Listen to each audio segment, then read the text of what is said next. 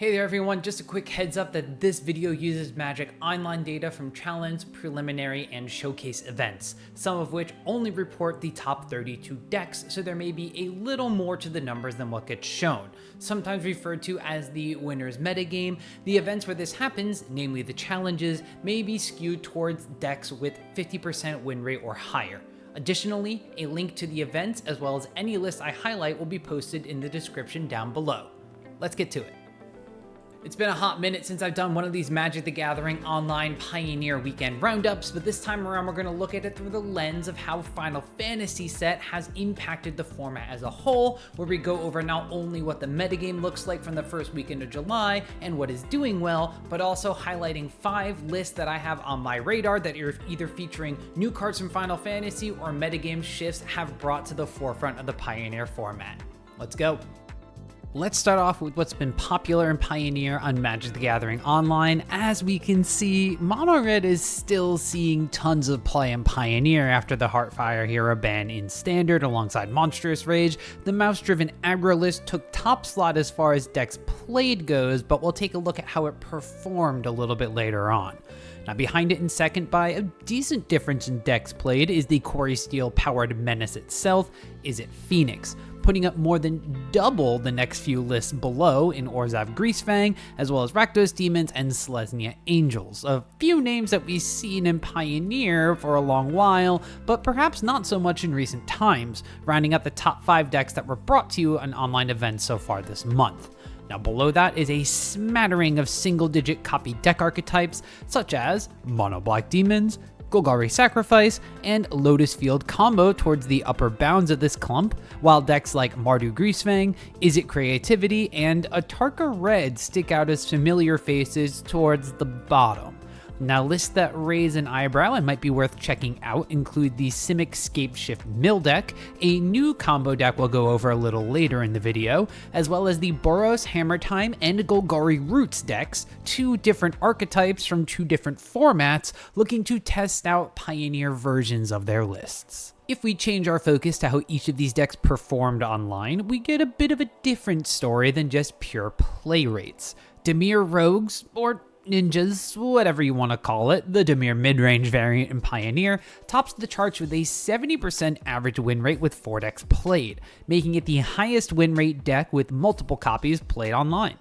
Behind it, the singleton version decks that are played, Azorius Lotus Field, the control shell using the land that produces 3 mana, and Azorius Spirits, which is another Pioneer mainstay as a blue-white tempo shell based around flash and flying threats, and then a 3-color Abzan Monument deck, a Greasefang less discard-based deck that we'll cover part of later on.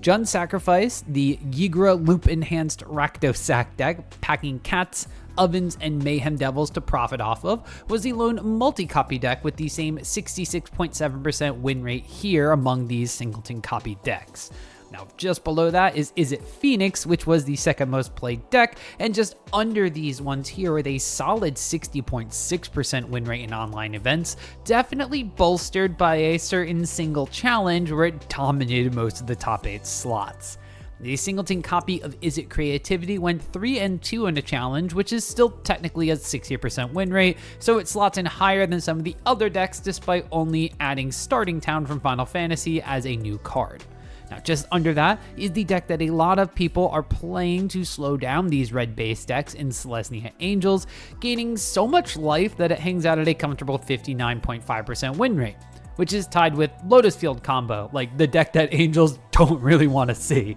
because that is a combo deck that doesn't matter how much life they have, they're just going to win the game against them, still at that 59.5% win rate.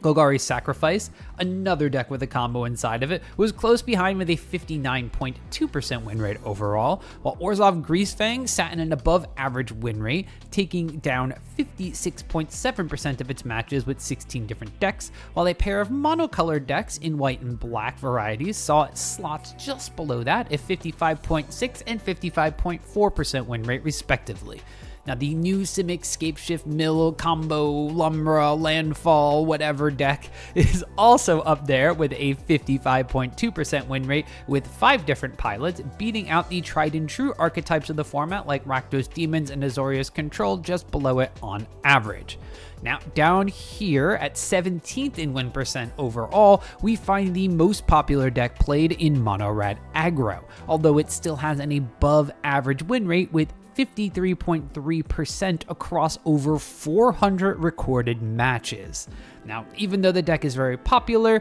its win rate is not as ridiculous as it was in paper or compared to some lists like Is It Phoenix, but that doesn't mean that the deck is performing poorly, just, people know that it's coming.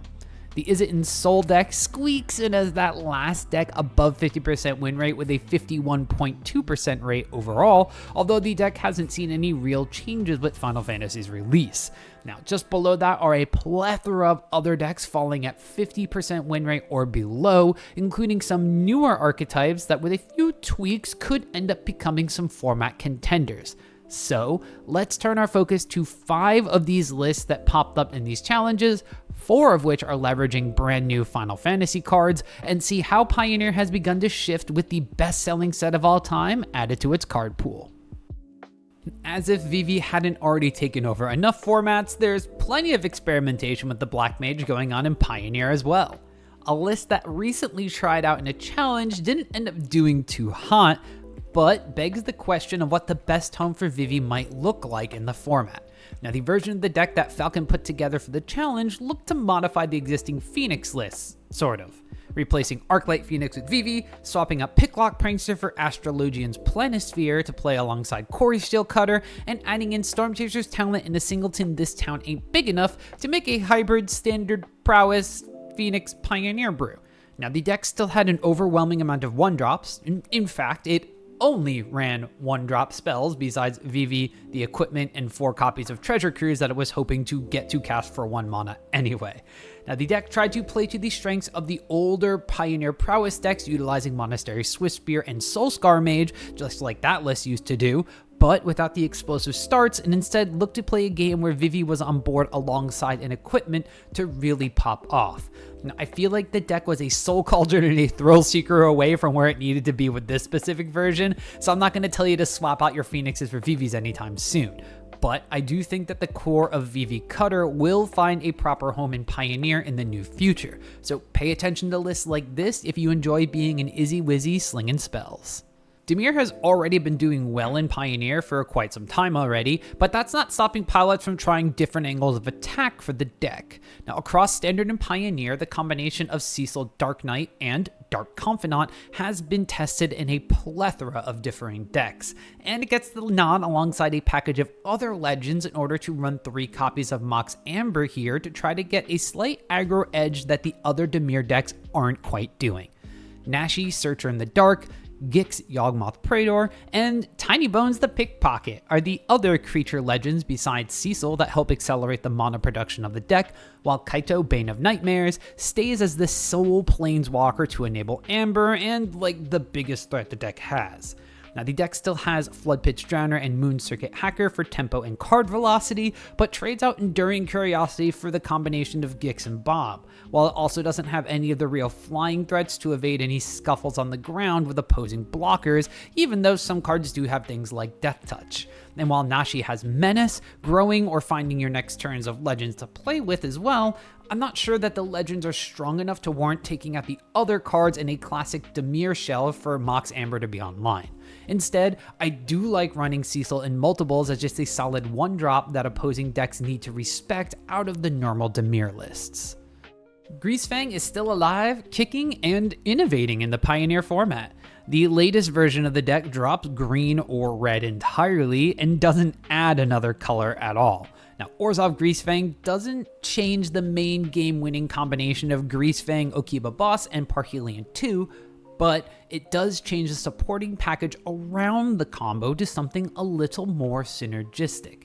Monument to Endurance was a card that when it was first spoiled was considered as an alternative win condition for decks ranging from Hollow One to the Greasefang shell itself, although the card never really took off in Pioneer the way it did in Standard with the Boros Monument list. However, with some of those cards in the precipice of rotation from Standard, Pioneer pilots have begun experimenting with the Monument package and the Rat Battleship Angel combo once again. Seasoned Hollowblade and Guardian of New Benalia are redundant creatures used for their zero-cost discard activated ability, allowing us to discard as many cards as we would like for Monument to trigger the maximum number of times in a turn cycle. Meanwhile, a different color Chariot makes its way into the deck as Cryptcaller Chariot, another early Aetherdrift adapter spoiler for Greasefang that was hopeful to find a spot in the list but never did. Well, it finally has its time to shine, as each discard from our Monument enablers will also create a tapped 2/2 zombie token, giving us a go-wide angle that Asika's Chariot couldn't do at the same speed.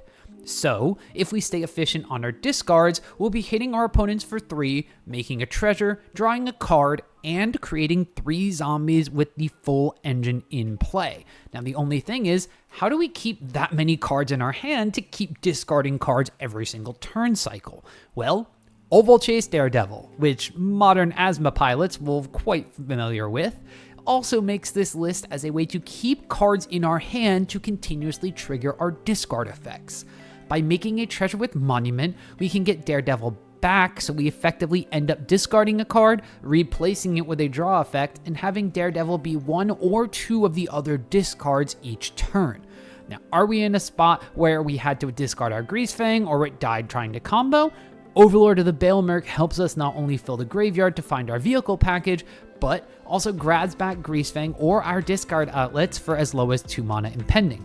while becoming a legitimate threat of its own once we have 5 mana. Now, not having to run green or red or blue also means that the remaining slots in our deck can be utilized for interaction, with Fatal Push being a no-brainer for the removal slot, while Sheltered by Ghosts allows us to not only hit hate pieces, but add some protection to our discard outlets. Now, cap it all off with a 2-color mana base over 3, and you get to play utility lands that Greasefang lists never got the chance to use. Gyro Reach Sanitarium to make Monument keep going even if you get board wiped, and the Mycosynth Gardens to create up to 8 monuments in our deck. Now, I'm not gonna lie, this version of the deck has me quite intrigued, and the discard synergy seems like something I would really enjoy. So, apologies in advance to anyone that runs into me in Pioneer events for the near future.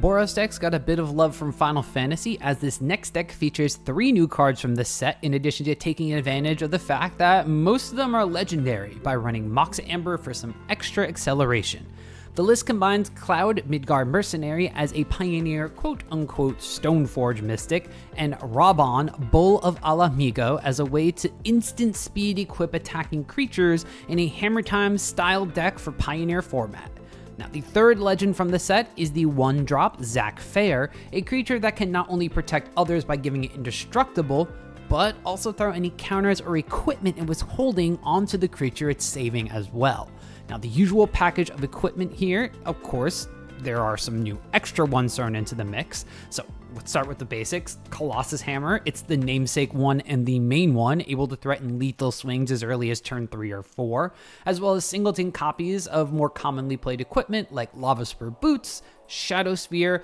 and Chainsaw, which is seeing more play in Pioneer than other formats since it's a removal spell with some stacking benefits if you start taking away some of your opponent's creatures. Now, the one equipment that we don't normally see in these lists, which is a 4-of in these Pioneer brews, is everybody's favorite Spellslinger Sword, Choristeel Cutter. An interesting inclusion for an equipment deck. Most of the cards in this list are 2 mana or less, save for a couple of copies of Kellen the Fey-Blooded. Now, because of this, triggering Cutter isn't that hard to do, while the upside of normal equipment package means that slapping a Choristeel Cutter or a Buster Sword version for Cloud himself means that you're going to be getting double the Cutter triggers, making 2 monks per turn instead of the normal 1, which makes you go wider than some of the actual Choristeel Cutter decks themselves. Now, honestly, I think the equipment package aside, this is something I would have loved to explore in Standard, RIP Choristeel Cutter, and might still have to try out in Pioneer even without the hammer plan being involved.